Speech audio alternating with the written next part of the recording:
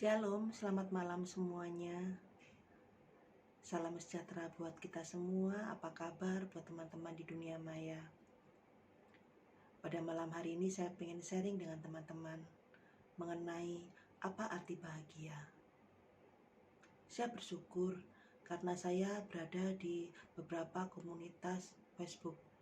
Ada di komunitas psikologi, ada di komunitas budaya, ada di komunitas organisasi, ada di komunitas yang terkait dengan terakhir ini ya, rumah impian. Nah, terus terang saya merasa terkesan dengan dua yang saya akan sebutkan ini, dengan grup psikologi dan grup rumah impian. Karena di dalamnya ini banyak orang mengeluh. Di dalamnya pula banyak orang yang memotivasi teman yang lain dengan memamerkan atau memposting apa yang ia miliki.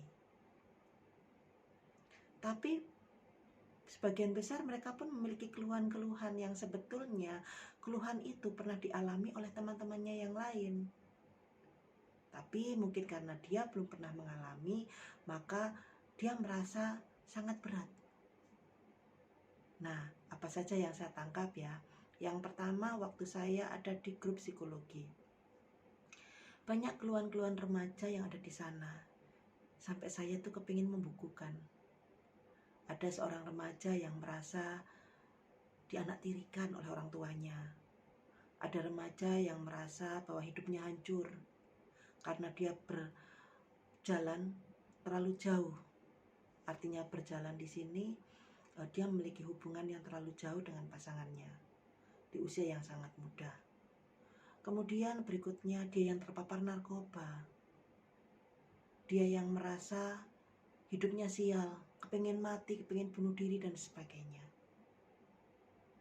Tentunya sebagai orang yang bergabung di dalamnya, apabila kisah itu betul-betul menyentuh, kita akan turun untuk memberikan solusi. Bukankah semua orang juga kepingin rasanya kalau ada masalah, pengen mati, pengen berhenti, kepingin menyudahi semuanya.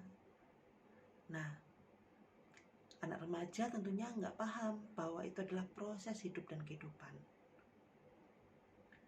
Ada juga di komunitas rumah impian atau dekorasi inspirasi. Nah, itu juga unik, di mana ada orang yang ingin didoakan, dia akan memiliki rumah. Ada orang yang memposting rumahnya dari rumah yang jelek, mohon maaf, sederhana ya, sederhana sampai rumah yang sangat mewah. Nah, terlepas dari itu rumahnya dia atau bukan, saya tidak tahu, tapi rata-rata itu adalah milik mereka.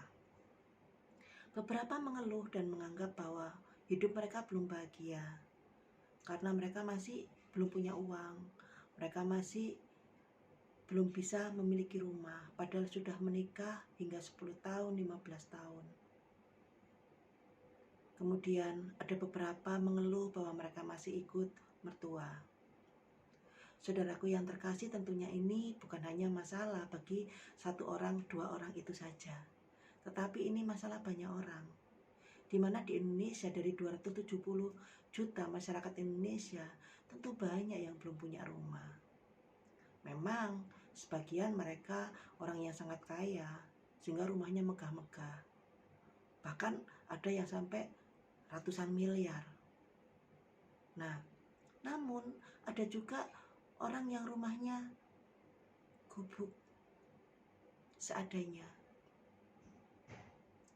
Tapi apakah ini berdampak pada kebahagiaan hati?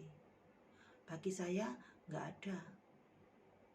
Karena saya juga pernah merasakan manakala rumah kami sangat sederhana, kami bahagia-bahagia aja, kami bersyukur. Saat rumah kami mewah, rasanya sama.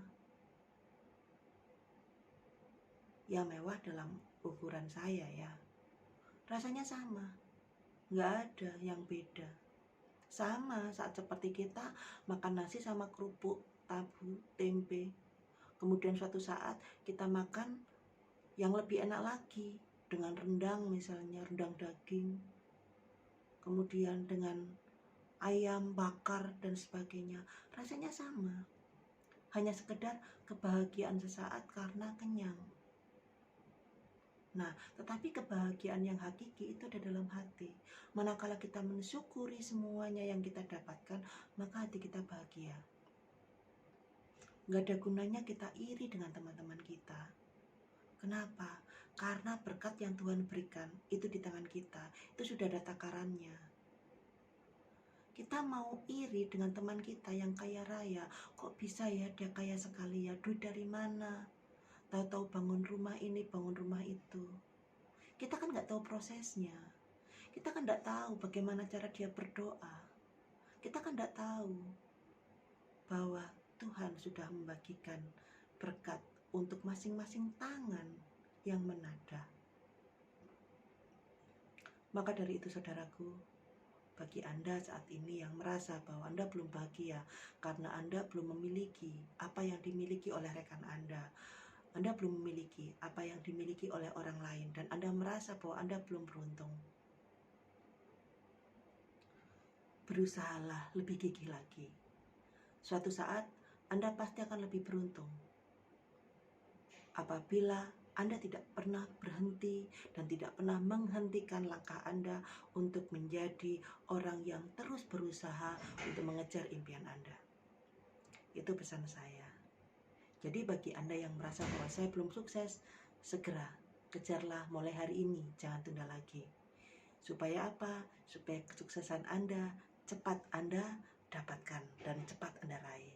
Terima kasih, Tuhan berkati.